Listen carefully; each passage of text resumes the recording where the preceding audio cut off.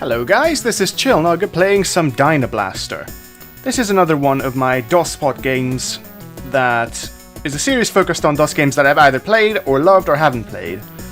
This one, when I played it, I didn't know Bomberman existed, but what this is essentially a rip-off of Bomberman, so that was awkward to find out literally 15 years later. So let's have a go. I don't know any of the controls, I have not touched anything, I'm going to be so bad at this.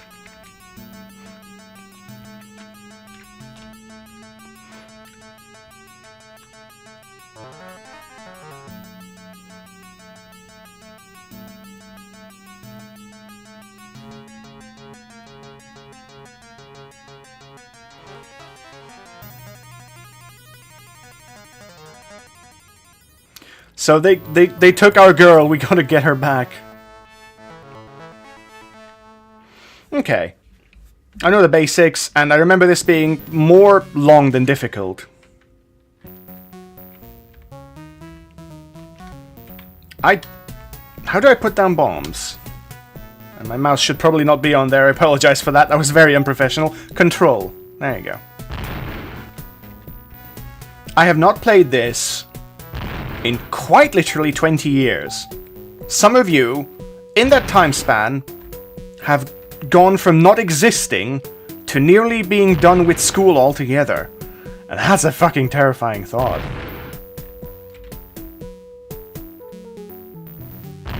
Hell, some of you who have existed, who could have played this, like when you were 6, you probably have your own kids now.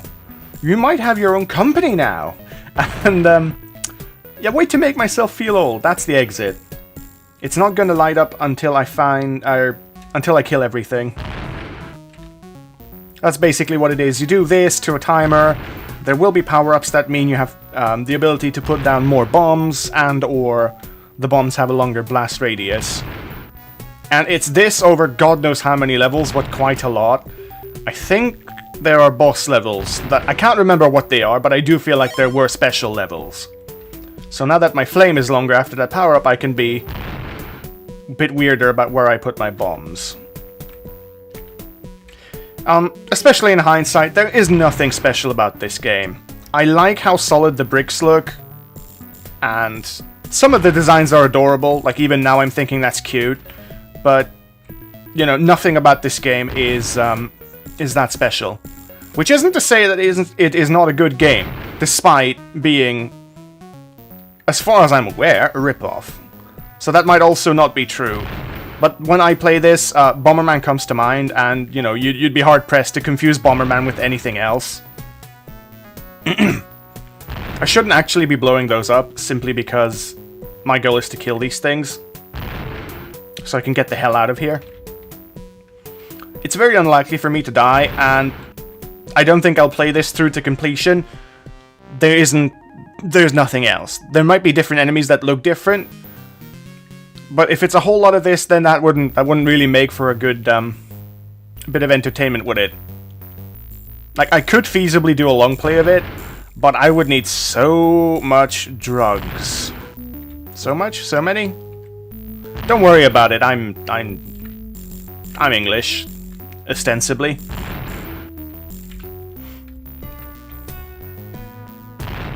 I never knew what the hell these things were. I didn't know what to call them. They look like lollipop balloons or something, the red things. And they just look so adorable. They have this look that just says, oh no, where did I put my pen? Just this complete, unconcerned office worker look of, oh, minor inconvenience of sorts. But again, this game is weirdly special to me simply because of just being a DOS game.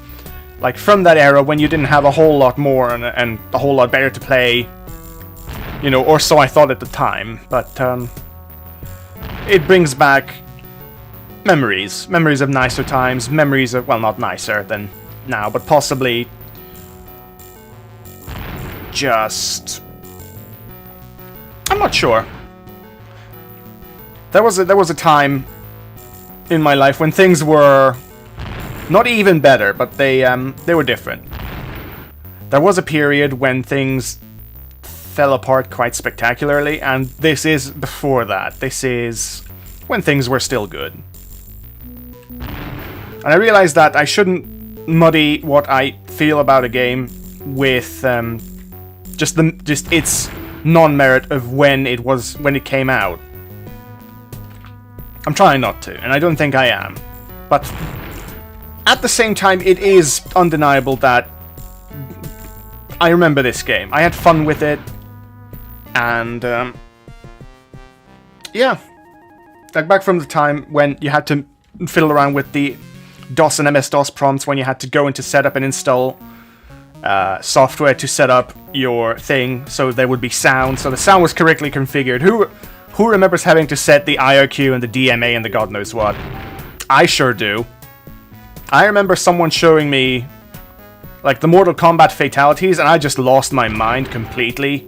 He pulled it out of nowhere when I didn't know what they were or that they existed, and just this shower of blood and guts, and I'm thinking to myself, wow, how did he do that? Because the entire thing, especially early on, you know, you couldn't really play with anything else with a keyboard as far as I remember, and so you had to be lightning quick to input it, and you had to be very precise with your inputs. Looking for power-ups, but I will probably stop.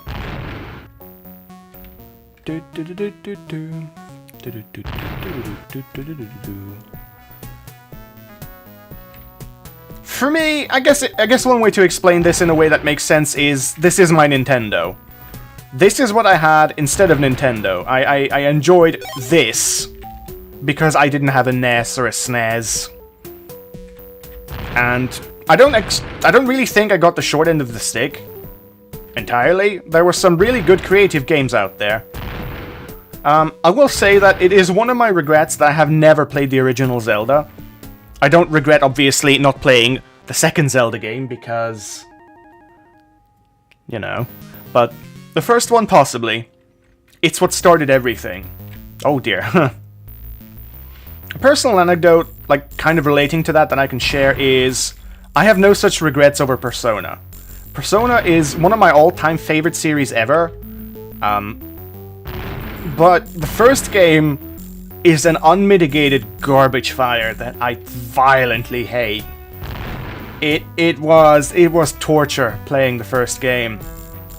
Everything superfluous about an age that Atlus made games for on the NES and SNES, they were still in there. So superfluous moon cycles, first-person dungeon exploration, which is a personal pet peeve of mine. I really hate first-person dungeon exploration games.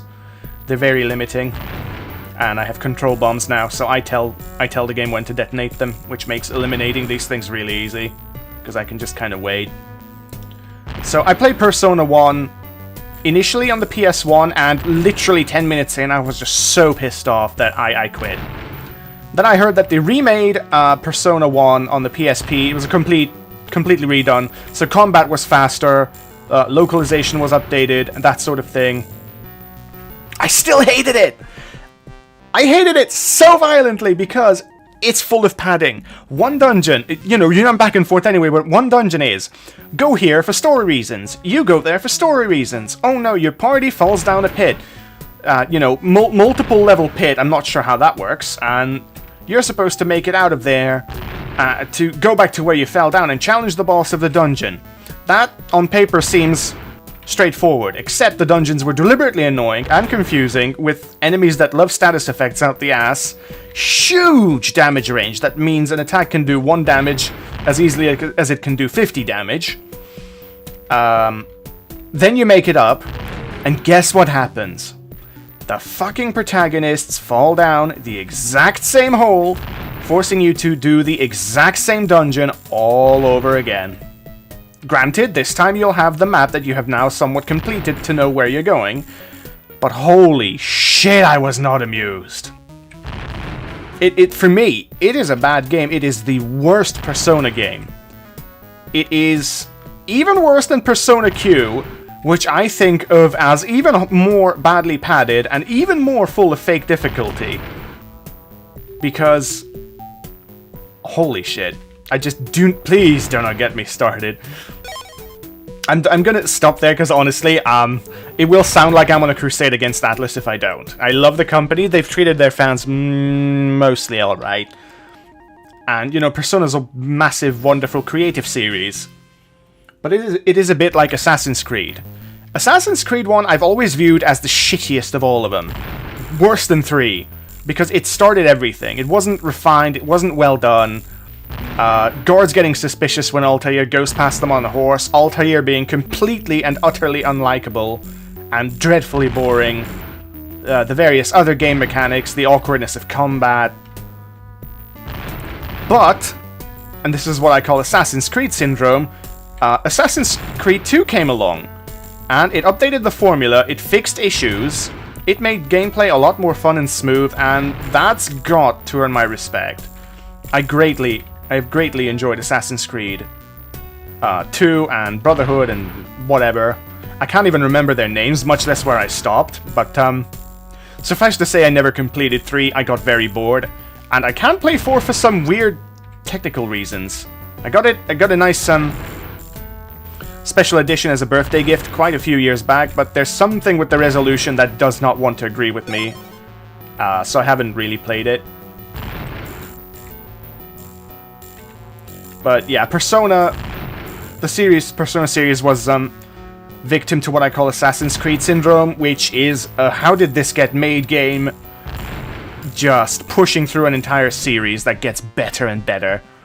Of course, Assassin's Creed also peaked, but generally, Assassin's Creed syndrome is when the first game sucks so much that you wonder why there was a second, but then you realize that the second one's infinitely better, and that sort of justifies itself, really. I think that's a gummy bear head or something. It looks slightly shiny like a gummy ball. Oh boy. Okay. Remember how I said I was unlikely to die?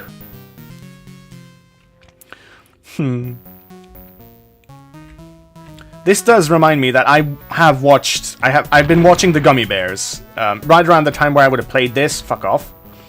I remember that was one of my favorite cartoons of all time. That and DuckTales and Tailspin and... whew, serious nostalgia. I have to say also that since I'm on the topic, DuckTales, the reboot on Disney XD, it isn't what you've grown up with and it isn't what you're used to, but it's really good. It is not offensive. It isn't bad. Okay, so I will start by saying, in case I blabber something stupid, it isn't bad at all. It certainly isn't as bad as you would fear from a remake. You know, everyone's first reactions, including mine, were, ooh, the remake, the. But it's actually very competently done. They tried a few new things. Like, I'm really fond of the fact that you no longer have 3 matching colored kids who you could replace one with the other. They have more personality, and this is probably spoilers, so I won't mention that. I'm glad with the extra characterization some of them got. I'm a little bit split on them making Wendy essentially be the I'm gonna get so much flack for this, but I don't remember her name. I'm split on them making Webby, rather, the girl from Gravity Falls. Mabel, is it? That's what she is. Except possibly the voice actress, which, thank you. She's not a bad voice actress, but she was everywhere for a while, and I just hear Louise from Bob's Burgers over anything she does. She's not as one-trick a pony as, good old Patrick Warburton, but you associate her with that character as her problem. She's good. She's actually quite good. But you can't hear anything except what you're used to, and for me, Bob's Burgers was the first thing. We've gone really off topic. Someone help me. I'm lost in the jungles of rambling. Did I uncover the exit? Yes, I did. So, I hope this was an entertaining bit of rambling for you. I will try to complete the first world. Maybe show the first level of the second one, but this, as I have said, is Dyna Blaster, and that is a boss.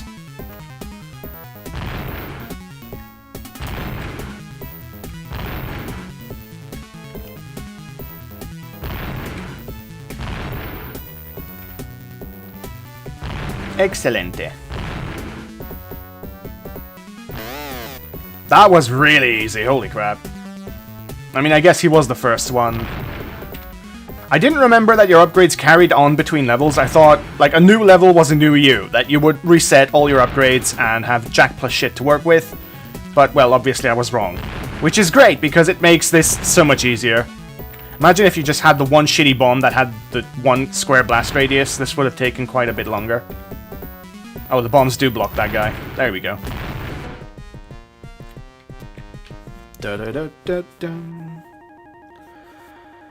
I think that was the first world. Certainly was.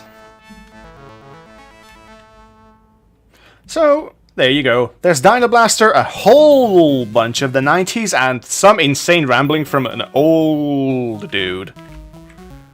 I personally, yeah, so the aesthetics of this world I immediately don't like.